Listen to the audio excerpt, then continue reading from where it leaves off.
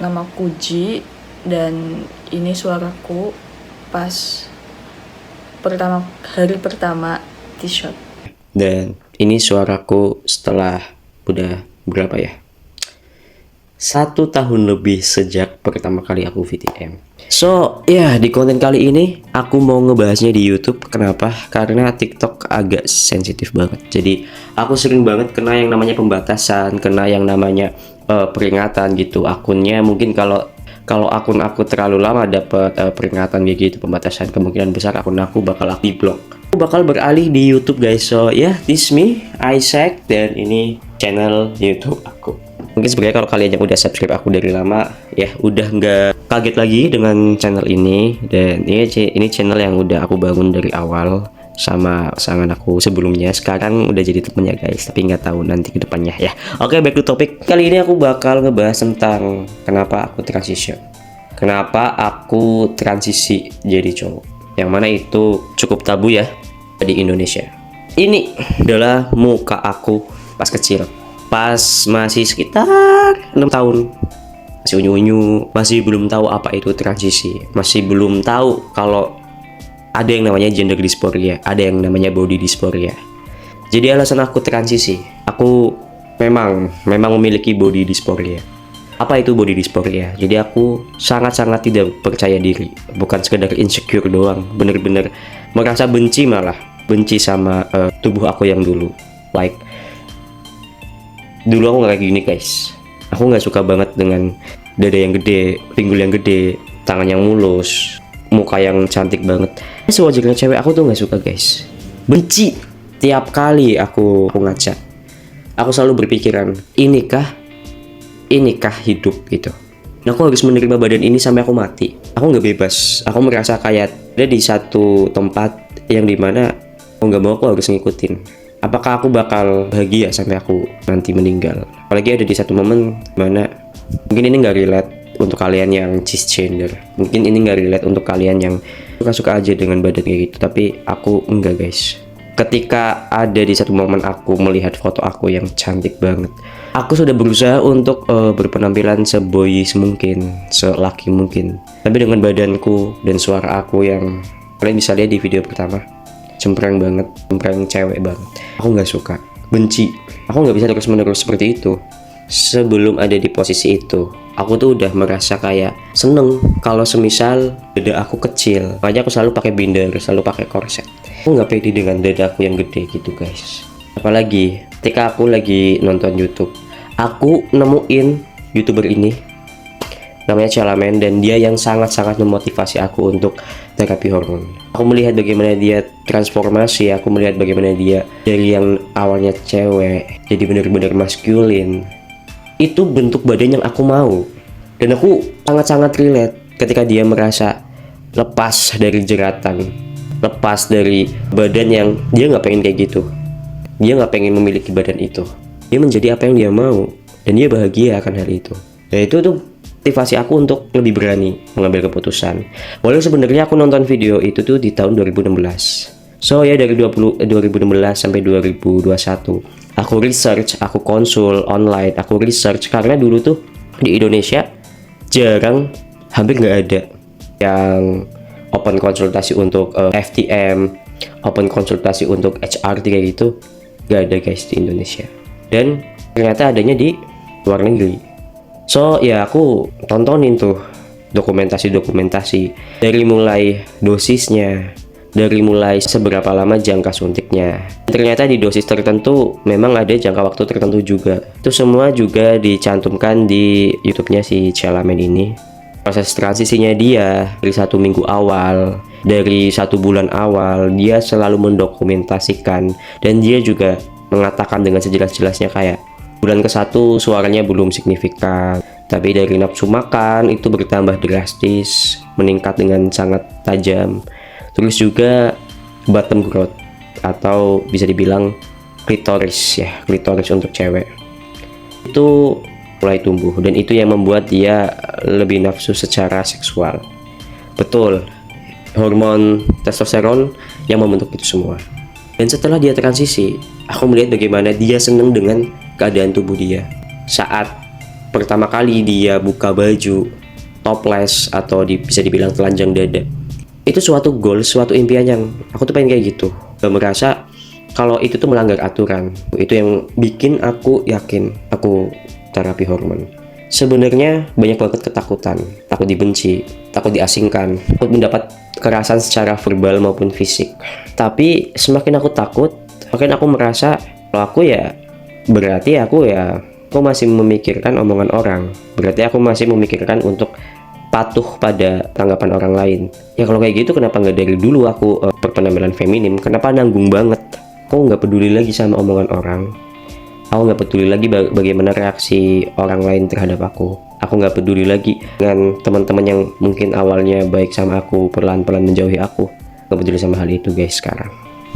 Dan sebenarnya pilihan aku itu udah aku pikirkan matang-matang dari 2016 sampai 2021.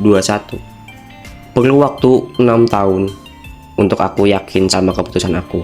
Karena sekali aku udah melangkah, aku nggak bakal bisa balik lagi ke tempat semula. Karena gini guys, perubahan hormon itu bisa memicu berbagai hal dari fisik ya. Contoh suara itu nggak bakal, suara kalau udah kayak gini bakal permanen guys. Postur badan, terus juga pertumbuhan bulu-bulu di sekitar wajah, kumis, jenggot, itu nggak bisa kita tahan, nggak bisa kita kontrol. Makanya ada saat dimana aku takut dengan perubahan itu.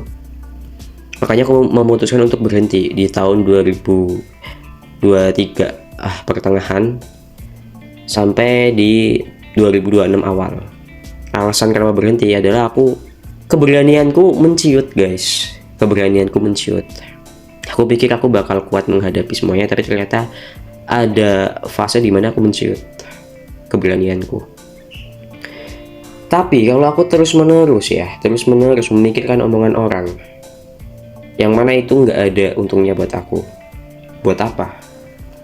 Toh aku yang ngejalanin hidup sendiri, makan pun nyari duit sendiri, nggak minta-minta. Ngapain aku harus peduli sama omongan orang lain yang itu tuh nggak ada hubungannya untuk dia, nggak merugikan juga kan? Toh juga bukan kriminal juga kan? As long as aku merugikan orang lain, ya aku bakal tetap melakukannya guys. Walaupun kalian gak suka, I don't give a shit. Kenapa? Karena gak ada jaminan ketika kita udah berbuat baik sama orang, kita tuh bakal 100% dipandang baik. Nah, itu yang bikin aku memutuskan untuk tidak terlalu peduli. Kalau aku merugikan orang lain itu memang pantas kalau misal menerima sanksi sosial.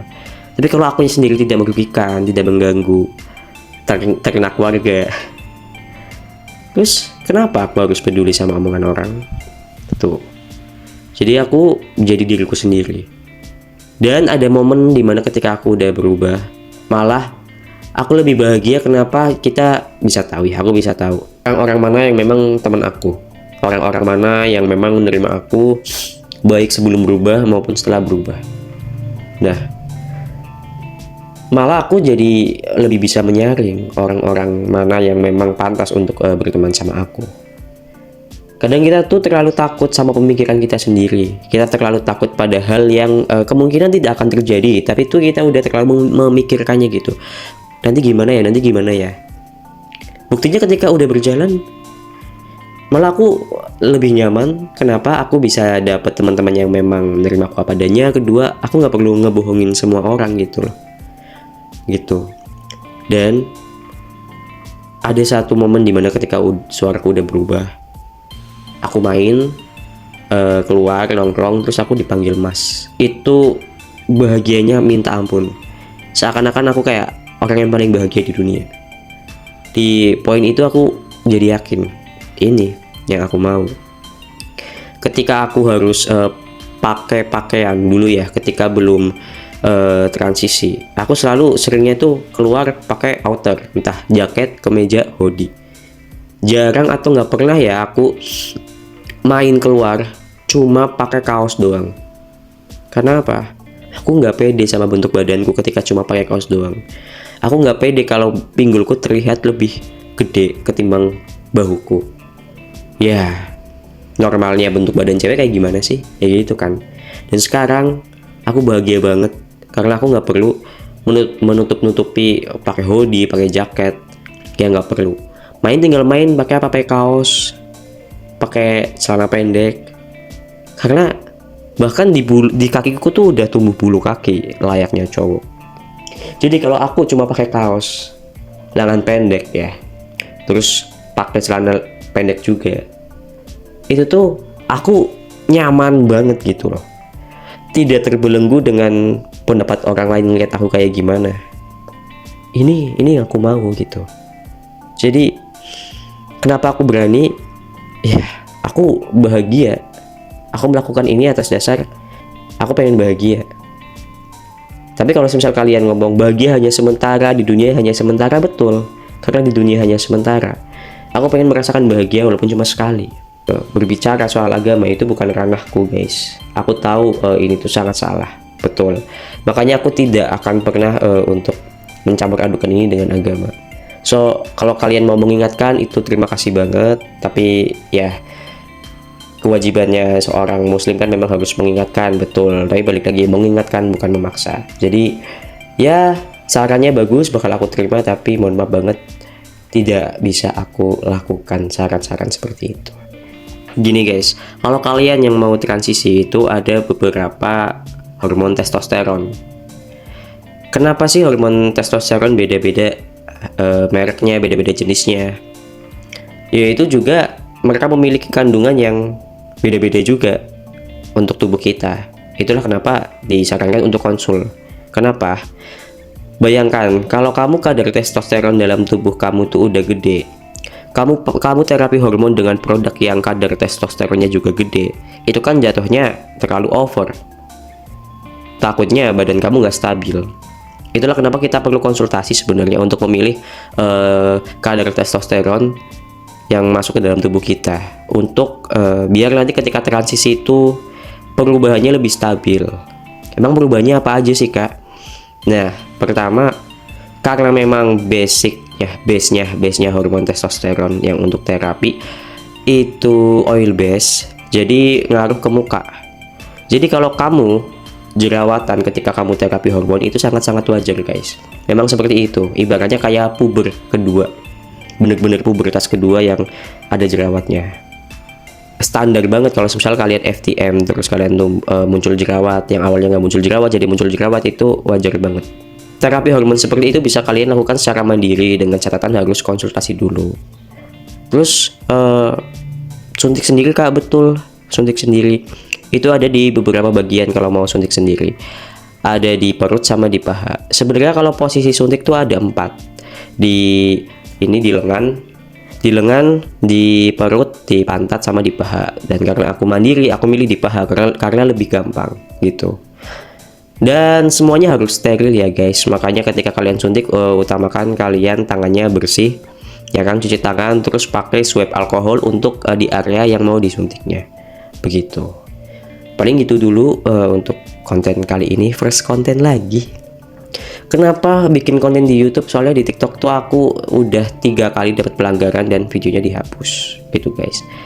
So, gitu aja. It's me Isaac. Nanti kita ketemu lagi di next konten. Bye bye.